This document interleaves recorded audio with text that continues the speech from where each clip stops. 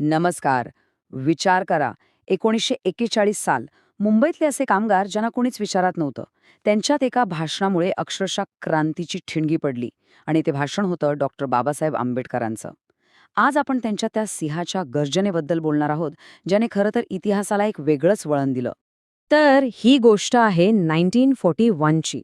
मुंबईच्या त्या गलिच्छ वस्त्यांमध्ये राहणारा, कचरा उचलणारा आणि मैला साफ करणारा कामगार. त्यांचं आयुष्य म्हणजे निव्वळ लाचारी आणि असहाय्यता. त्या काळात त्यांचं भविष्य पूर्णपणे अंधारात होतं. पण जरा कल्पना करा, ज्यांना सगळ्यात दुर्बळ समजलं जात होतं, त्यांच्याच हातात अख्ख्या शहराला थांबवण्याची ताकद असेल तर हीच ती ठिणगी होती जी बाबासाहेबांना पेटवायची होती. बाबासाहेबांच्या या भाषणाची ताकद समजून घेण्यासाठी आपण 5 टप्प्यांमध्ये पुढे जाऊ. सुरुवातीच्या गर्जनेपासून, मग त्यांच्या सामर्थ्याची किल्ली कशी ओळखली इथपर्यंत, आणि शेवटी त्यांच्या भविष्याच्या स्वप्नापर्यंत. चला सुरुवात करूया 12 जुलै 1941 पासून. मुंबई म्युनिसिपल कामगार संघाच्या सभेत बाबासाहेबांनी जे काही मांडलं ते फक्त एक भाषण नव्हतं, तर प्रस्थापितांविरुद्ध एक थेट एल्गार होता. आणि इथेच बाबासाहेबांची रणनीती किती वेगळी होती हे दिसून येतं. त्यांनी आधीच्या नेत्यांवर थेट टीका केली, कारण त्यांच्यामुळे जवळपास 30-40 संप अयशस्वी झाले होते आणि कामगार अक्षरशः रस्त्यावर आले होते. याच्या अगदी उलट त्यांच्या संघाने काय केलं? एकाच यशस्वी संपात पालिकेला गुडघे टेकायला लावून पगारवाढ मिळवली. म्हणजे फरक अगदी स्पष्ट होता, नाही का? एकीकडे पोकळ आश्वासनं आणि दुसरीकडे ठोस निकाल. या संघटित शक्तीची ताकद इतकी जबरदस्त होती की त्याची दखल तत्कालीन ब्रिटिश सरकारला सुद्धा घ्यावी लागली. त्यांनी स्वतः हे मान्य केलं की या कामगार संघासारखा शिस्तबद्ध संघ संपूर्ण मुंबईत दुसरा कुठलाच नाही. चला आता पुढच्या भागाकडे वळूया आणि पाहूया की हे सगळं घडलं कसं. इथेच बाबासाहेबांनी कामगारांना त्यांच्या खऱ्या ताकदीची, त्यांच्या स्ट्रॅटेजिक पॉवरची ओळख करून दिली.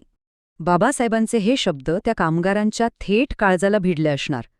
त्यांनी सांगितलं की स्वतःला कमी समजू नका. तुमचं काम घाणेरडं असेल, पण ते अत्यावश्यक आहे. तुमच्याशिवाय हे शहर चालूच शकत नाही. आणि हीच तुमची सगळ्यात मोठी ताकद आहे.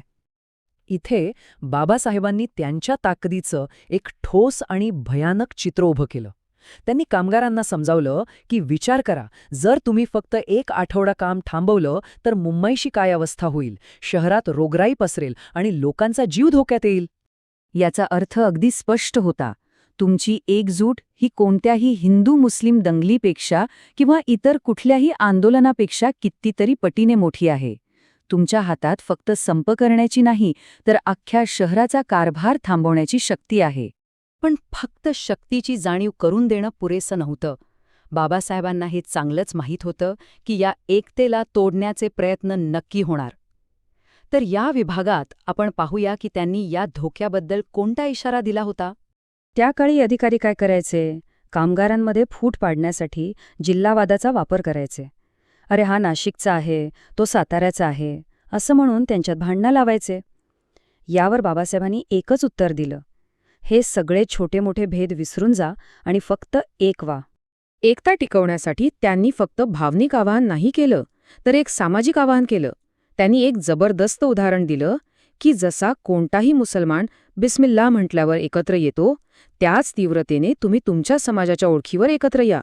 आणि एक कडक इशाराही दिला की जो कोणी या एकतेशी गद्दारी करेल त्याला समाजाने वाळीत टाकलं पाहिजे. आता आपण अशा एका भागाकडे आलो आहोत जिथे बाबासाहेबांची दूरदृष्टी दिसून येते. त्यांना फक्त पगारवाढ किंवा एखादा तात्पुरता विजय नको होता. नाही, त्यांच्या डोळ्यासमोर एक खूप मोठं स्वप्न होतं. त्यांच्यासाठी कामगारांनी मिळवलेली ही शक्ती, ही सत्ता, हे अंतिम ध्येय कधीच नव्हतं. उलट ही तर फक्त एका मोठ्या बदलाची सुरुवात होती. आणि हे त्यांच्या भाषणाचं खरं हृदय होतं. त्यांनी इतक्या कळकळीने सांगितलं की ही लढाई फक्त तुमच्यासाठी नाहीये, हे तुमच्या पुढच्या पिढीसाठी आहे. त्यांनी शिक्षणाचं महत्त्व पटवून दिलं आणि आवाहन केलं की आपल्या मुलांना या घाणीच्या कामातून, या नरकातून बाहेर काढा. आणि आता आपण ह्या विश्लेषणाच्या शेवटच्या आणि खरं तर सर्वात महत्त्वाच्या भागाकडे आलो आहोत.